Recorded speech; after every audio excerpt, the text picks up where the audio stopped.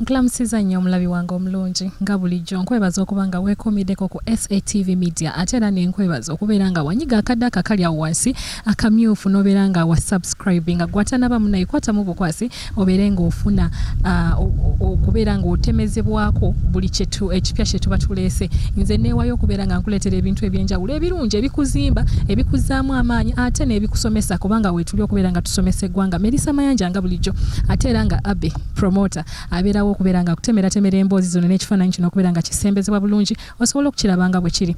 Mwena tusagala kubeera nga nkwerabiza Sula Motors ono n'omu yeegulidde erinnya mu mmotoka zonna ez'akabi oyagala mmotoka kika kimpya nkadde munnange oyo nno waali yeeyama okubeera nga kutuusaako ekidduka kyo tofa nga toguze emmotoka obulamu bwa kiseera munnange tambulako ng'otudde Sula Motors akugamba tambula butamuzi okkirire wali wansi ku Salama Road opposite Africa Oil awo wenyini wali gate ya Sula Motors ali wawe tapangisa nti enkyagenda kuvaawo ate era kugamba n'okugamba nti obanga oyina kyapa oba ndagaano ya ttaka naye nga bakuddye kadye kabagala kuwamu busente butono olw'okuba oyagala mmotoka agamba nedda totawaana togenda na bafere kwata kyapa kyo kwata ndagaano yo munnange ogenda otole ku mmeeza omugambe Sula Motors Melissa Mayanja antumye wano ompe mmotoka gye njagala ate era n'obanga obadde oyina nkadde eyinamu ebuzibuzibu Sula Motors yagamba gimutwalire wali kubanga ye yakugukamu ebyo abeere nga akuwa emmotoka y'ekirooto kyo olwaleero nkoledde busaabala eno ng'ogenda oti ku kyebusaabala waliwo kazi opposite kazi waliwo kanisa ekereziya eya St Joseph. Olwaleero waliwo omwami gwe nabaleeterako omusomesa ow'enzikiriza ey'Abakatoliki twalina ekivulu tukibeeramu yakikuba kaakati ne sitegeera muyimbi artist musomesa ate wenyumizaamu naye alina n'ebirala byakola ne ngamba onaabikwasaganya atya. Mwattu wano we tubadde nga basaba asabisa abantu mpulidde aboogera mu nnimi nali manyiza abalokole ndabye abagwa ebigombo emizimu gidduka nali manyi ebikolebwa mu nzikiriza ndala naye atugambye bino byonna lunaku lubeera lwakuna gwe munnanga ali eyo tambula butambuze gye wano ku St Joseph busaabala obeere ng'obirabako era leero nsazeewo mukuleetere ngambye nedda musomesa ebintu bino jangu obittaanye otunule mu kamera abantu bano obabuulira amazima enkolayo okola biki ate era bwe nali eri nendabayo oba promoter oba ye manager we kati ne bimbuzaabuza naye ne ngamba sijja bitegeera bw'obwo munzikirize bantu bange mbere nga mbanjulira omusomesa Bonny Serubiri ate wamu n'omwami oba mutegeka n'atubuulira ebye naye kyentegeddeko nti naye ayina kampuni y'amamotoka director biki agenda kuba nga atubuuliramu naye nga tugenda kunyumyamu wano nawali atubuulireko akola biki enzikiriza gy'alimu munnange ebikkiriza bino yaweebwa olukusa okuva mu Ssaabasumba kubanga tuzze tulaba abantu ab'enjawulo. Njagala nkubuulire gwali eyo bw'obanga walabako omugenzi Jebbi Mukajanga brother Mukajanga ebintu bye yali akola kubanga nze omu nali mugoberera era nga mmanyi ebintu byakola byennyini bizeemu ne bibbulukira ate Musomesa agenda tubuulira yabikoppa nawe bafukibwako amafuta calling ye tugenda kotinyumyamu naye omusomesa Bonny Serubiri neesiimye okubanga nkukyaziza olunaku olwaleero. Nange mbwentyo nsanyusa nnyo okulabika ng'okyazizza mukwano era ndi musanyufu nnyo. Njagala weeyanjulireko abatulaba ku SATV Media. Bannange abalungi abatulaba ku TV eno bamikwano mwebale nnyo mwebalire ddala okutulaba mwebalege era mwongere nnyo okubeera nga mwagala nnyo TV eno mugiwe obuwagizi obulungi obw'ekitale nnyo.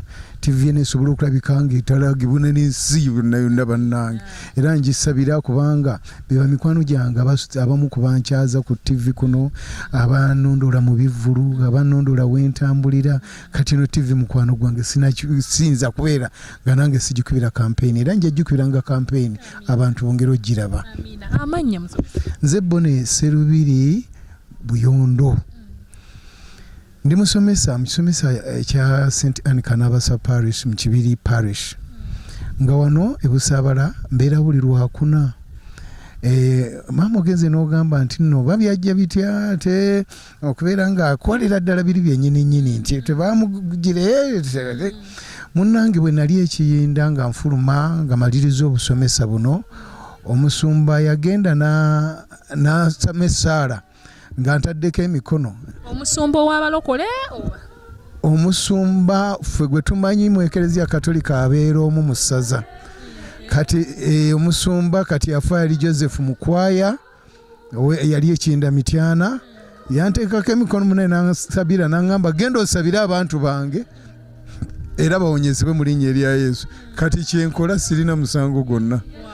Ekitegeeza nti kino kyoli mu kukola waliwo omuntu eyakusabira n'akuteekako omukono n'agamba genda naawe amaanyi gano gakutambulireko ate gakole ebikulu eri abantu. Ekyo kyennyini kubanga omusumba oyo omusumba mukwaya ng'amaze okunsibula mu lutikko ekiyinda mityana weyogera ebigambo ebyo era n'akatabaako we yasoma essaala eyo nkalina kakati najja n'amaanyi ago ngamba mpereddwa mwoyo mutuukirivu mulina kati nina okukola gwali mwaka gwa 2021 we nafulumira ekiyinda era natandikirawo na buli kati.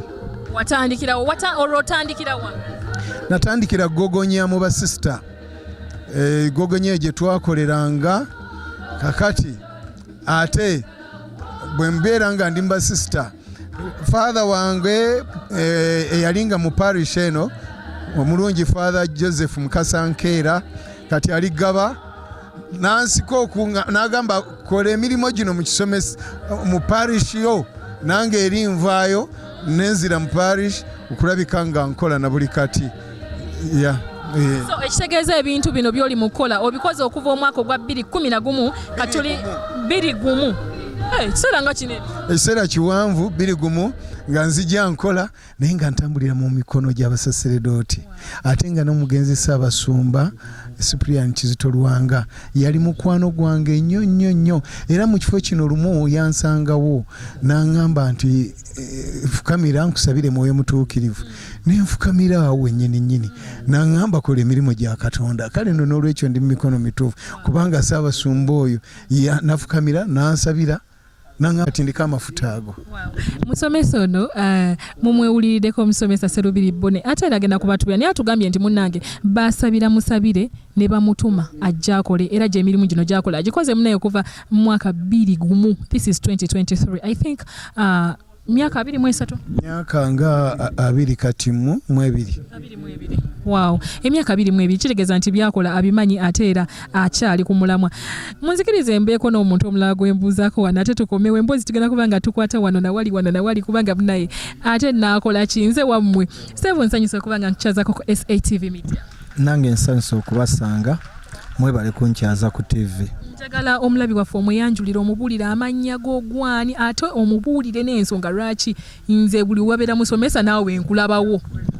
Amanya n'eddoboozi Fide Joseph Tyaba owa Fide Cadillacs ng'era ndi musuubuzi wa mmotoka mpozi okuwonye kusula mmoto oyo muganda wange era ndowooza nze okwawukanamu n'abalala kinsanyusa bw'abanga muganda wange mumulanga aye nange ne mujja ne munkyazaako olunaku lwaleero kimpa essanyu engeri gye nnyina Katonda naye musabira omukisa ffenna tugende lumu mu maaso.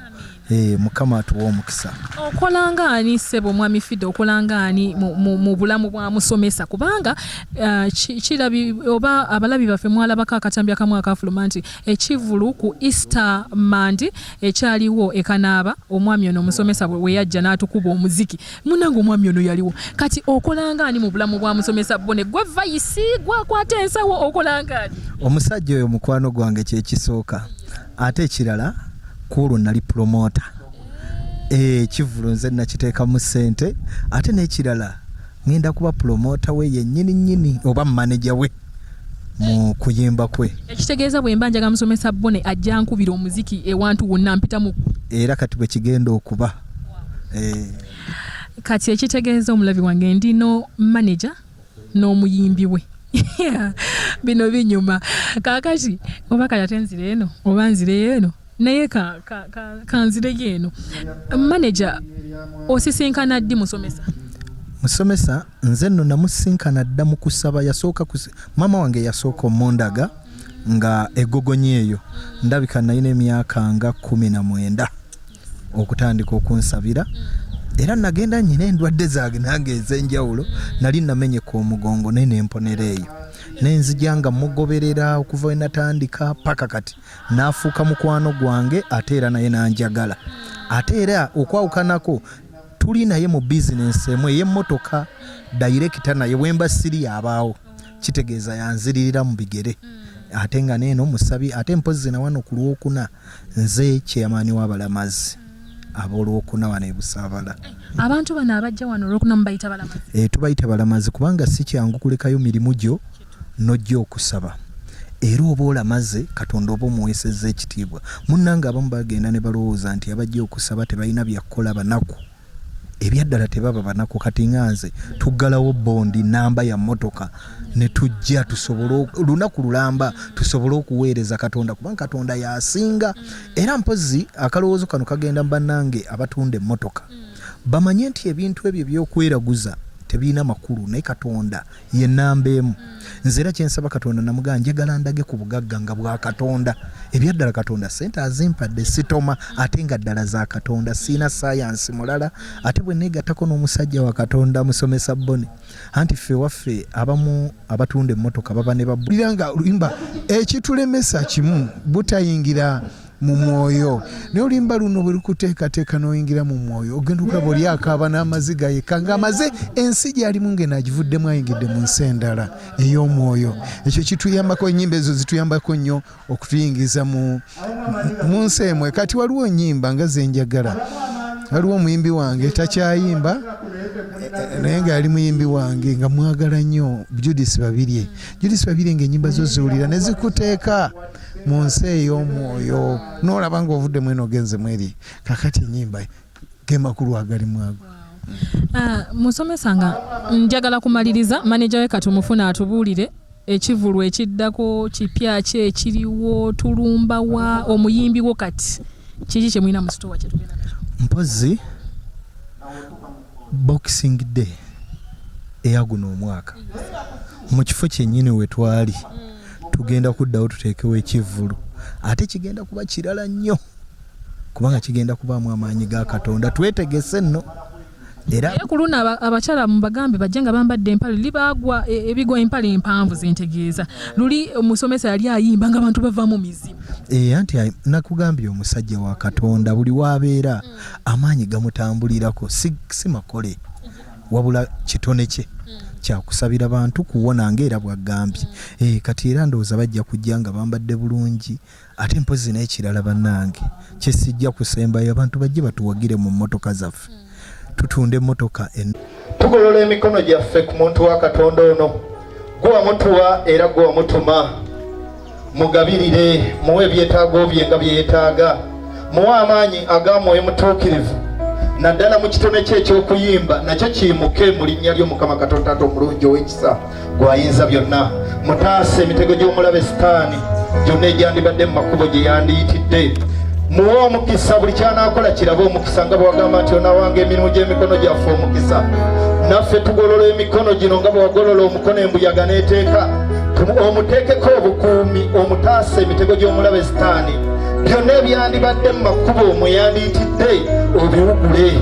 Mukama muwe abe muwanguzi era abe muganzi buli wanaayita erinnya lye lirabisibwe ekitiibwa era liweebwe ekitiibwa na buli kyanaakwata nk'engalo kirabe omukisa. Ebyo byonna tubikusaba nga tuyita mu Yesu Kristo Mukama waffe. Amiina. Mukama we Musomesa Bonny omukisa. Naffe tumusabidde olunaku lwa leero. Kale mwebale nnyo, mwebalire ddala.